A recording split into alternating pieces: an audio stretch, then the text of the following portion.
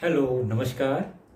कोविड-19 के इस मुश्किल घड़ी में बच्चों, हम सभी लोग अपने घरों में रहकर कार्य करने के लिए थोड़ा मजबूर हैं। लेकिन मुंबई महानगर पालिका ने आपको घर बैठे ही पढ़ाने या यूँ कहें अध्ययन करने का एक मौका दिया है, जो कि हमारे महानगर पालिका के चैनल द्वारा आपको वीडियो के रूप में लेसन प्रसारित किया जाएगा। और उस लेसन के जो विषय हैं वो आपके स्क्रीन पर दिखाई देंगे और उसके टॉपिक भी आपको स्क्रीन पर ही दिखाई देंगे। तो चलिए शुरू करेंगे हम आज का अपना लेसन। तो बच्चों, स्क्रीन पर आप देख रहे हैं आज की कक्षा चौथी कक्षा में हमारा आज का विषय है गणित विषय में हम आज चर्चा करेंगे। हमारा जो पाठ है 10वां लेसन नंबर 10 फ्रैक्शन, जिसका भाग दूसरा हम जानेंगे। पाठ 10वां भिन्न, जिसका भाग दूसरा हम देखेंगे आज।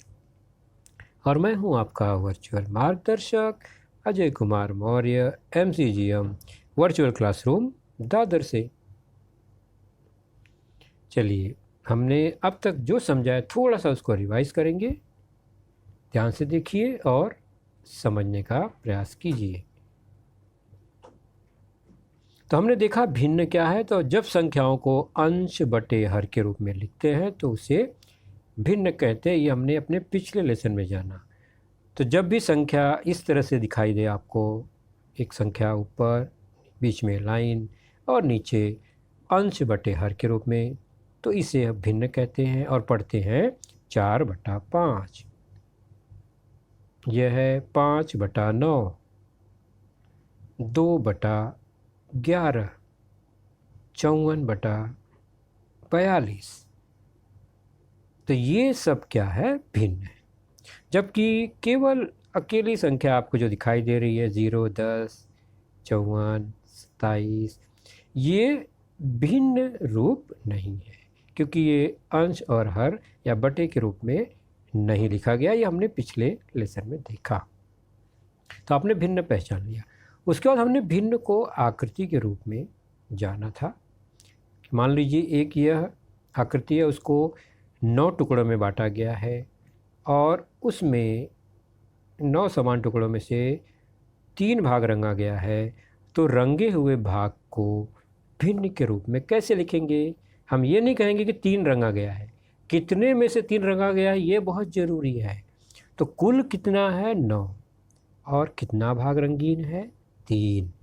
तो इसे बटे के रूप में लिखना हो, भिन्न के रूप में, तो लिखेंगे 3/9। तो कुल 9 में से 3 रंगीन भाग, तो रंगीन भाग का भिन्न है 3/9। ठीक वैसे ही एक यह कोई वस्तु है, उसके 4 समान अगर भाग हैं, उसमें से एक भाग रंगीन किया है, तो इसको भिन्न के रूप में कैसे लिखेंगे? तो कुल भाग है 4 और रंगीन भाग है 1।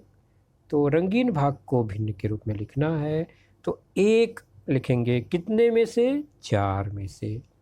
तो 1/4 यह हो गया इस आकृति का भिन्न, रंगीन भाग का। यह एक अलग वस्तु है, इसके 3 टुकड़े किए गए समान, जिसमें से 2 भाग को रंगा गया है। तो बताओ रंगीन भाग का भिन्न कितना होगा? रंगीन भाग कैसे बताएंगे? तो रंगीन भाग है 2, लेकिन कितने में से? 3 भाग में से। इसलिए भिन्न हो गया 2/3, यानी 3 में से 2 भाग रंगीन है, तो 2/3 यह इस रंगीन भाग का भिन्न हुआ। उसी प्रकार हमने देखा था कि यह एक भाग रंगीन है 4 में से, तो इसको कहेंगे 1/4। उसी प्रकार यह दूसरा है, एक उसी आकार के 4 में से एक हिस्सा, तो यह भी है 1/4। तो 1/4 1/4 दो टुकड़ा अगर हम जो मिला देते हैं एक साथ इकट्ठा करते हैं तो क्या मिलेगा? तो ये है 1/4 हिस्सा रंगीन भाग, ये है 1/4 हिस्सा रंगीन भाग। अगर हम जोड़ते हैं तो यह कुल भाग का आधा दिखाई देगा। जिस भाग का ये टुकड़ा है उसका ये आधा हो गया, 2 भाग हो गए, 4 में से 2 भाग। तो इसको हम कैसे दिखाएंगे रंगीन भाग को? 2 भाग रंगीन 4 भाग में से। तो उस समान 4 टुकड़े में से अब 2 रंगीन भाग हो गए।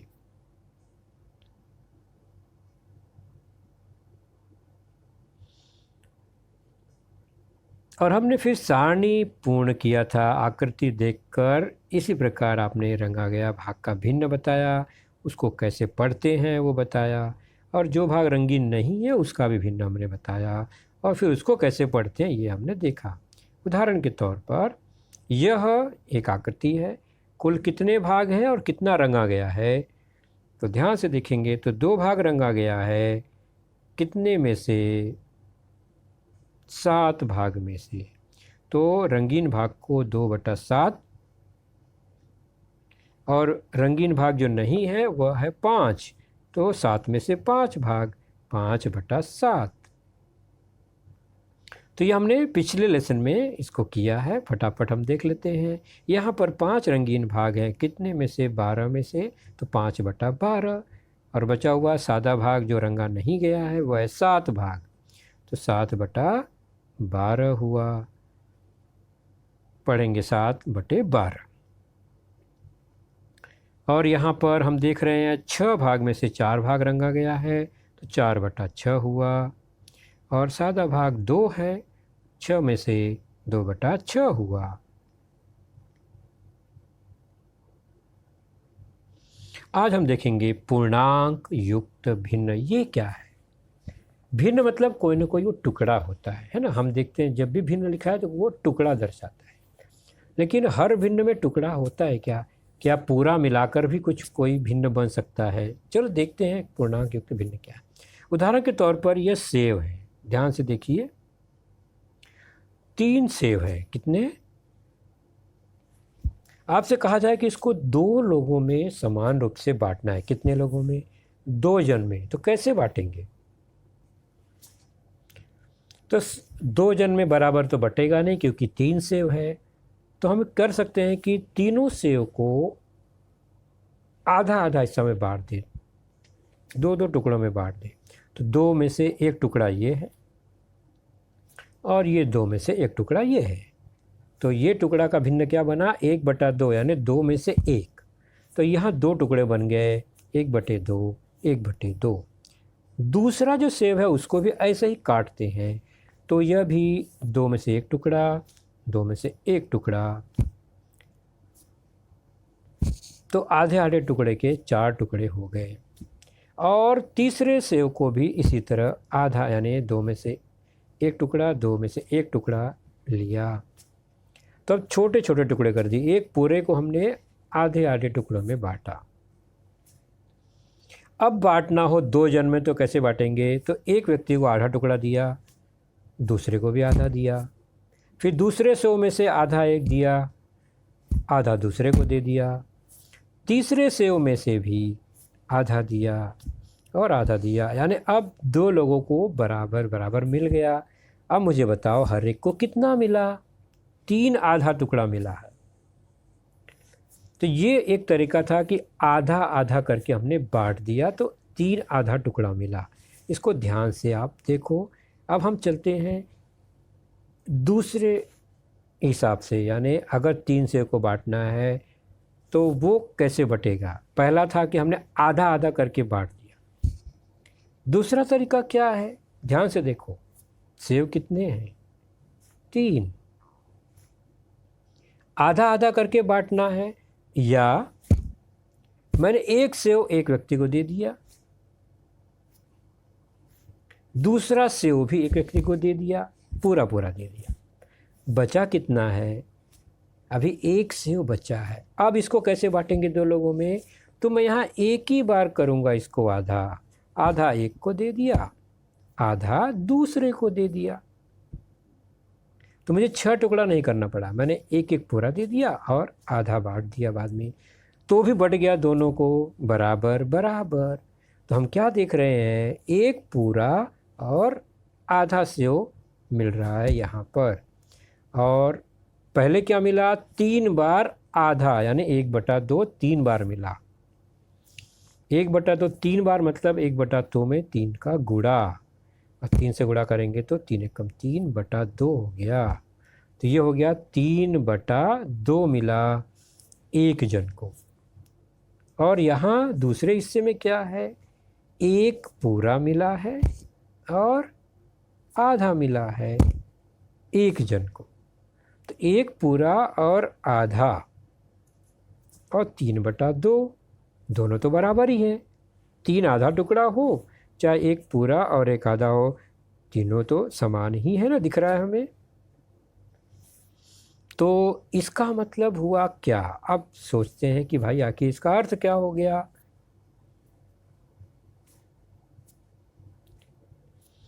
तो हमने पहले जो देखा और अब हमने देखा कि एक पूरा और आधा आधा मिलने पर क्या मिलता है, 1 और 1/2,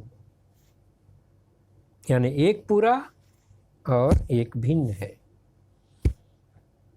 तो 1 और 1/2 मिला, इसका ये अर्थ हुआ। यहाँ लिखा 1 और 1/2। तो 1 और 1/2 मतलब हुआ 1 और 1/2।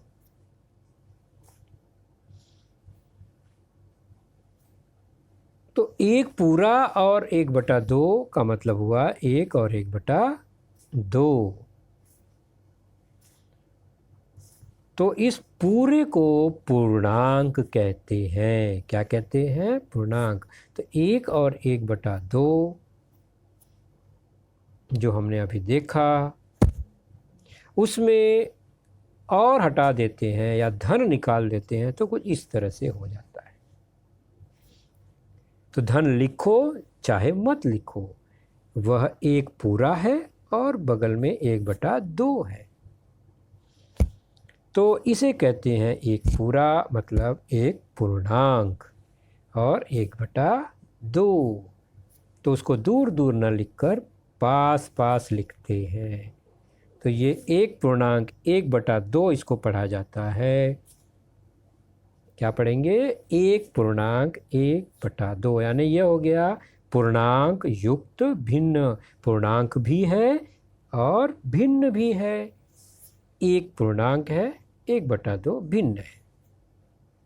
अब मुझे बताओ, अगर मुझे लिखना है 3 पूर्णांक 1/2 तो मैं कैसे लिखूँगा। 3 पूर्णांक मतलब मुझे 3 लिखना होगा और फिर उसके बगल में 1/2। ये बन गया 3 पूर्णांक 1/2। Very good.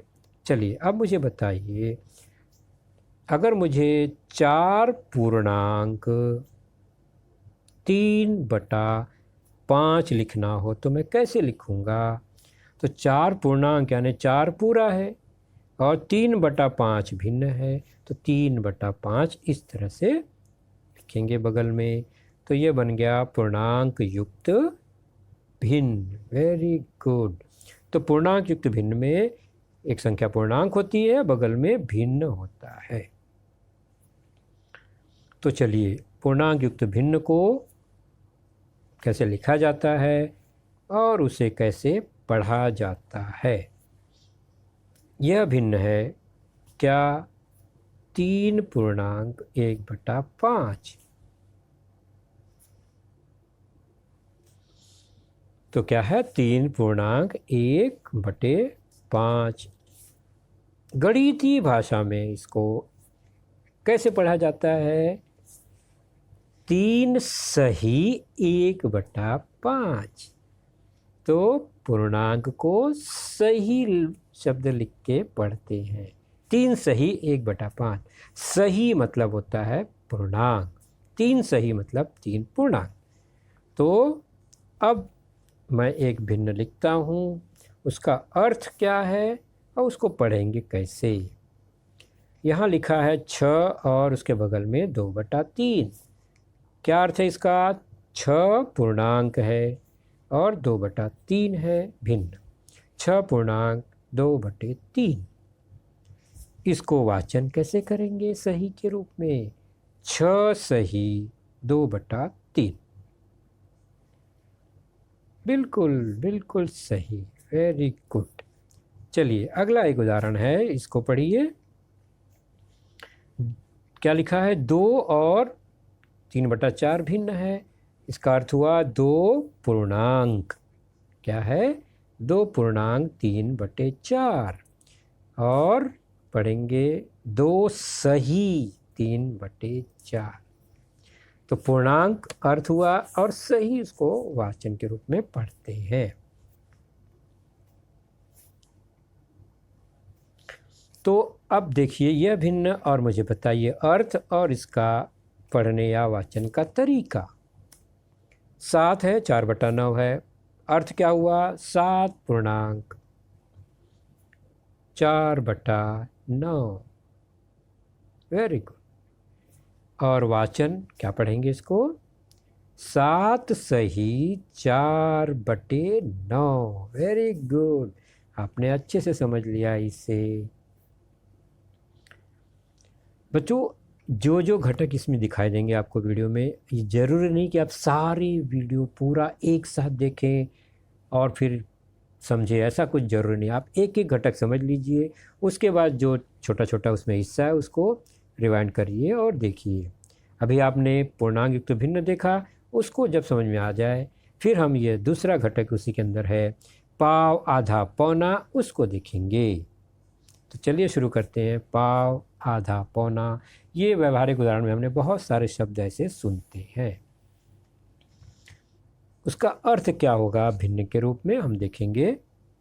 यह एक पूरा आकृति है और यह आधी आकृति है। आधा कैसे हुआ? 2 समान भाग करेंगे तो जो एक टुकड़ा है उसको आधा कहते हैं, ये हमको पता है। तो ये पूरा है और ये आधा और आधा। तो आधा और पूरा आपको समझ में आगे। आधा किसे कहते हैं? किसी भी वस्तु को 2 समान टुकड़ा कर दिया तो एक टुकड़ा आधा हो गया। इसको भिन्न के रूप में कैसे लिखते हैं?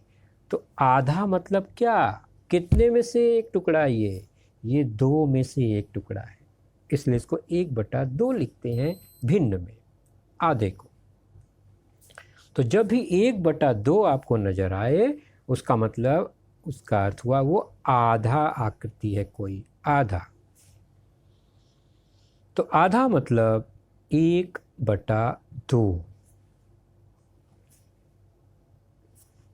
तो आधा को गणितीय भाषा में भिन्न के रूप में 1/2 लिखा जाता है, यानी 2 में से एक हिस्सा। 2 रुपये में से 1 रुपया, 2 पुस्तक में से 1 पुस्तक, उसको आधा बोलते हैं। तो 1/2 जो है वो आधे का ही भिन्नात्मक रूप है। तो आधा मतलब समझ में आ गया। तो ये पूरा है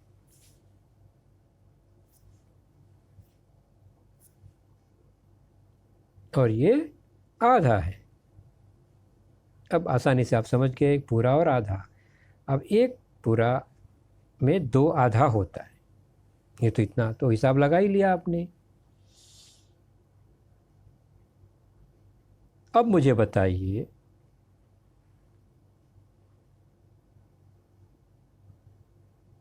इस आधे को भी अगर हमने 2 समान टुकड़े में बांट दिया तो इस तरह से दिखता है।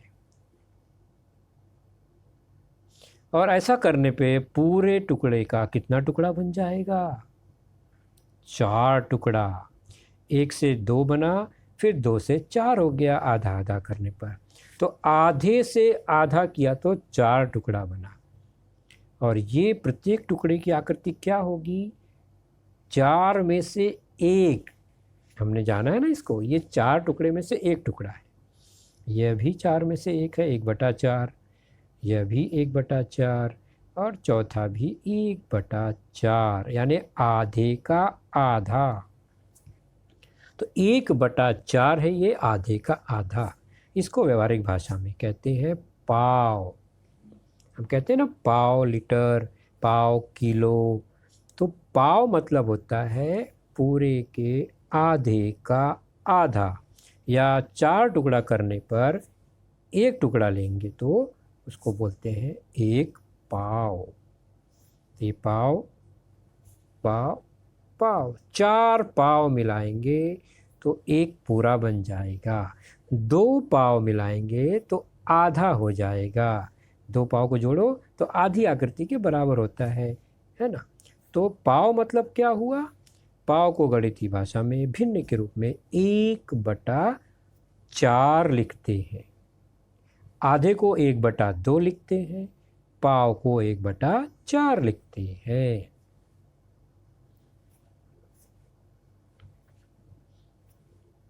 तो ये हो गया 1/4 यानी पाव।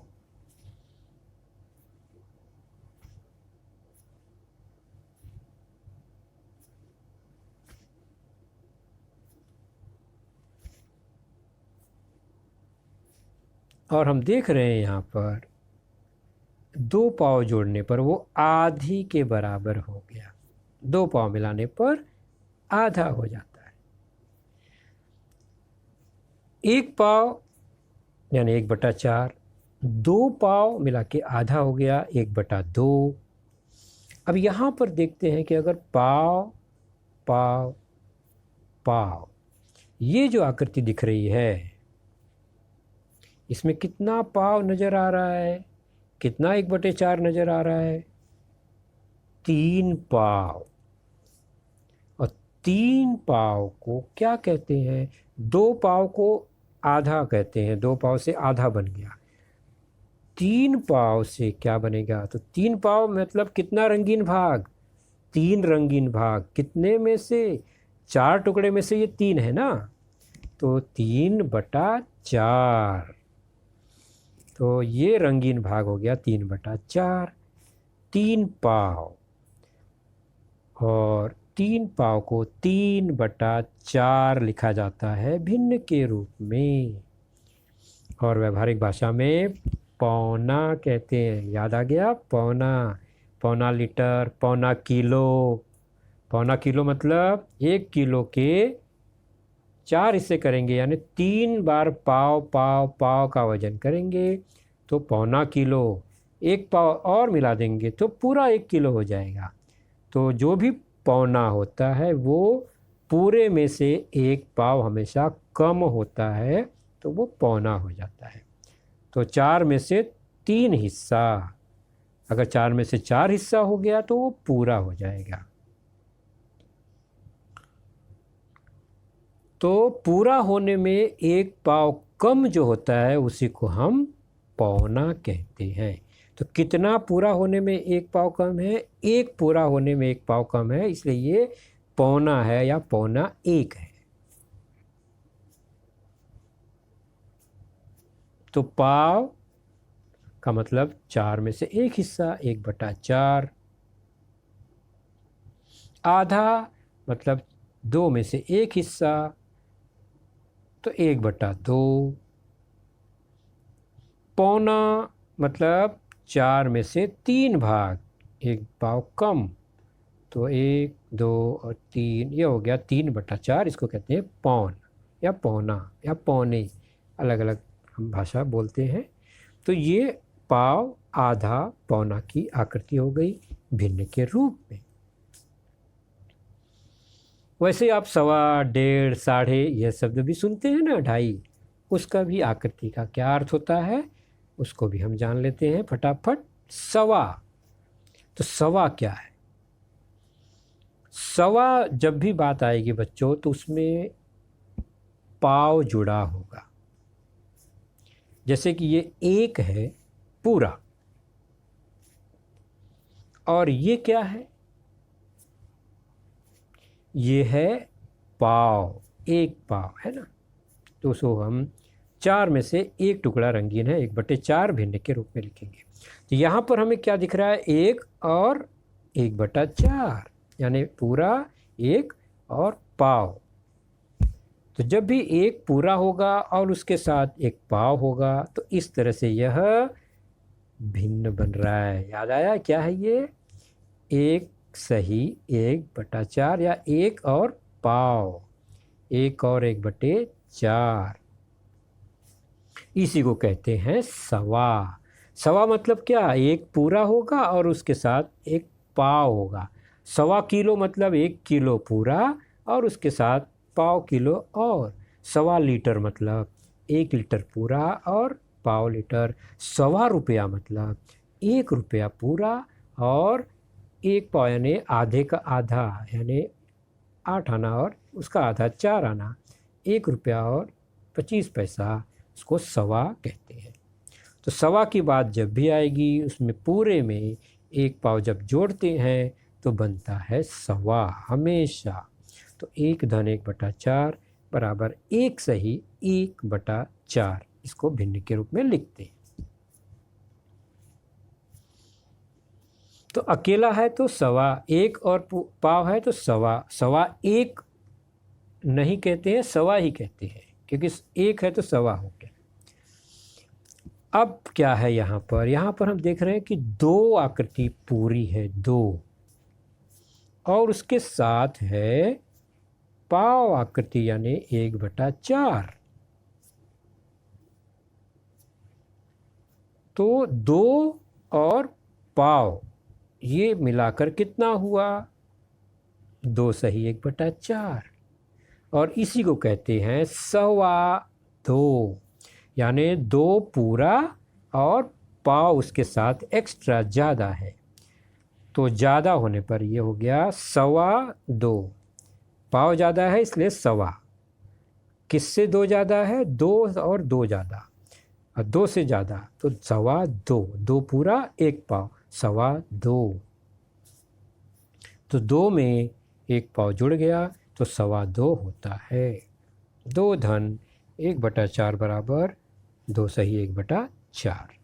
अब आप स्वयं बताइए कि यह जो आकृति है इसको भिन्न के रूप में कैसे लिखेंगे? तो पूरा कितना है? 3, और भिन्न कितना है? 1 पाव यानी 1/4। 3 और 1 पाव मिलाकर क्या होता है? जब भी पाव मिलता है तो सवा होता है। तो किस में पाव मिला है? 3 में 1 पाव मिल गया तो सवा 3। 3 सही 1/4। 3 पूर्णांक है, 1/4 यानी पाव। 3 लिखेंगे, बगल में पाव, 1/4 हो गया सवा 3। तो 3 में 1 पाव जुड़ गया तो सवा हो गया 3। उसी तरह 3 धन 1/4, 3 सही 1/4 हो गया। तो जैसे सवा है वैसे ही साढ़े है। सवा में पूरे में 1 पाव जुड़ता है, साढ़े में पूरे में आधा जुड़ता है। देखते, ये 1 पूरा है और ये है आधा, यानी 2 में से 1, 1/2। तो पूरा 1 और आधा 1, 1 पूरा 1 आधा कितना होता है बताओ? 1 रुपया और 50 पैसा कितना होता है? 1 सही 1/2। 1 पूरा और आधा उसको कहते हैं 1.5। नहीं, 1.5 शब्द का हम नहीं लिखते हैं, उसको हम लिखते हैं 1.5। 1.5 रुपया, 1.5 किलो, 1.5 लीटर। 1.5 मतलब होता है 1 पूरा और उसके साथ आधा और, तो 1 पूरा और आधा मिलाकर 1.5 होता है। और 1.5 का अर्थ मतलब 1.5 हम लिखते नहीं है व्यवहारिक भाषा में, उसको 1.5। 1.5 का मतलब 1.5 ही होता है। 1.5 बजा मतलब 1 बज के आधा घंटा यानी 30 मिनट, उसको 1.5 कहते हैं, है ना। तो 1 पूरा और आधा, तो 1 पूरा और आधे को 1.5 नहीं कहेंगे, 1.5 कहते हैं। उसी तरह विशेष स्पेशल आकृति और एक है वह है 2 पूरा, 2 पूरा और आधा, यानी 1/2। तो यहाँ 2 है पूरा और आधा है ये। इसको 2.5 नहीं कहेंगे, 2 सही 1/2 तो पढ़ेंगे, लेकिन ये 2.5 न होकर 2.5 को आपको पता है क्या कहते हैं? ढाई, अढ़ाई। तो ढाई मतलब 2.5। तो 2.5 लिखा नहीं जाता, पढ़ा नहीं जाता, ढाई। तो 1 और आधा 1.5, 2 और आधा 2.5। ये विशेष भाषा है 1.5 और 2.5, जो कि 2 और आधा, 1 और आधा के लिए उपयोग में लाया जाता है। फिर 2.5 कहाँ आएगा? तो अब 2 के बाद जब आधा जुड़ेगा 3, 4, 5 आगे उसमें, तो वह 2.5 ही बनेगा। जैसे कि यह 3 पूरा और उसमें आधा मिल गया, तो 3 सही 1/2 हुआ। ये 3 और आधा 3.5। यहाँ से शुरू हो रहा है 2.5 शब्द, 3 से 3.5, यानी 3 पूरा और आधा। तो 3 पूरा और आधा 2.5। इस आकृति को आप फटाफट पहचानिए।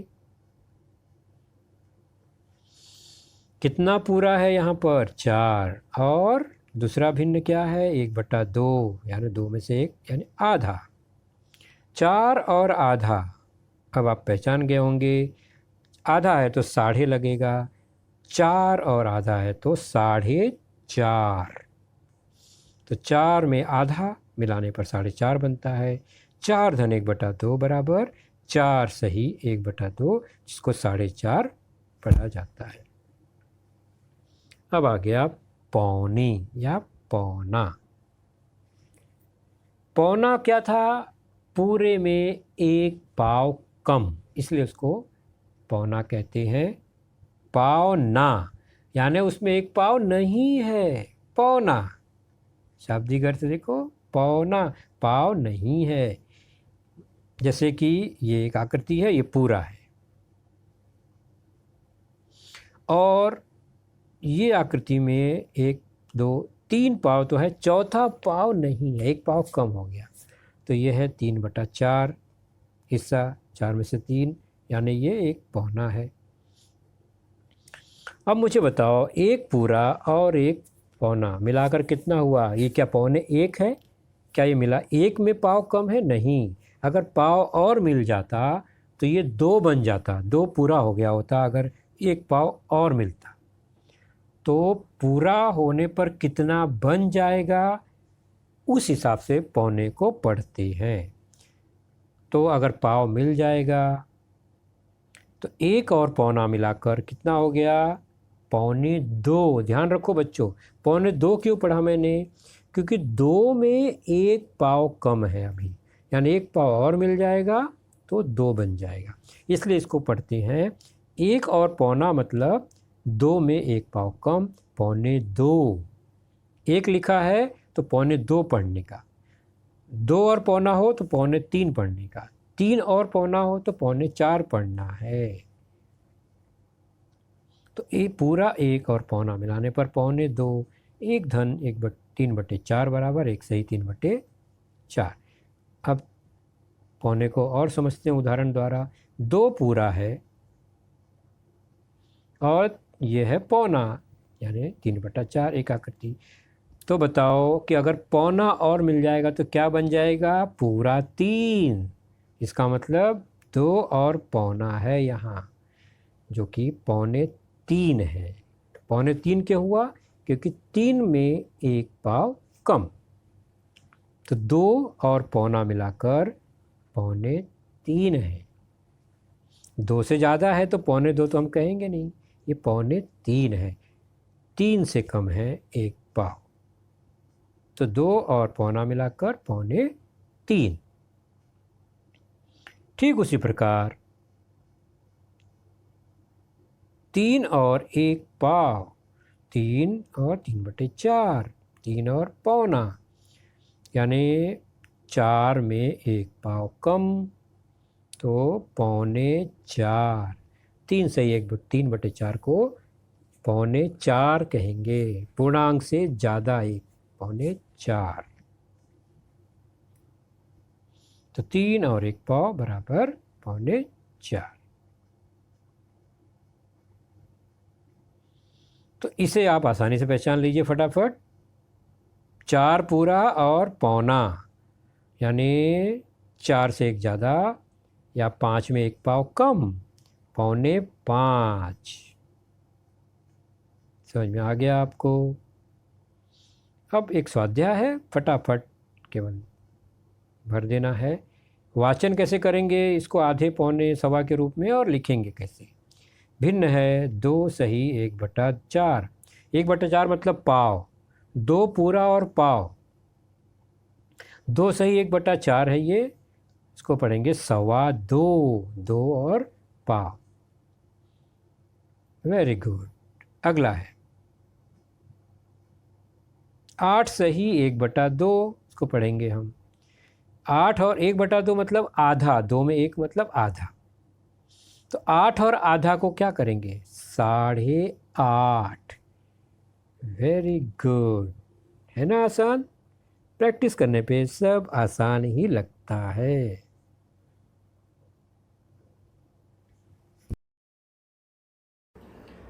तो बच्चों, आपने देखा आज का लेसन, उसके प्रमुख मुद्दों को ध्यान से बार बार दोबारा देखकर समझने का प्रयास कीजिए, क्योंकि एक बार देखने पर किसी को भी वो पूरा मुद्दा समझ में नहीं आता। तो जैसे ही हम 2 बार 3 बार देखेंगे तो हमें वह समझ में आने लगेगा। और इसके आगे की जानकारी जो होगी बच्चों, वह निश्चित ही हमारे अगले वीडियो में होगी। तो उस वीडियो को देखने के लिए, उसकी सूचना प्राप्त करने के लिए जो नीचे सब्सक्राइब का बटन होता है उसे ज़रूर प्रेस कीजिए और नोटिफिकेशन ऑन रखिए, ताकि जैसे ही हमारा लेसन चैनल पर डाला जाएगा आपको वह तुरंत प्राप्त होगा। तो अपना ख्याल रखिए, सुरक्षित रहिए। Thank you.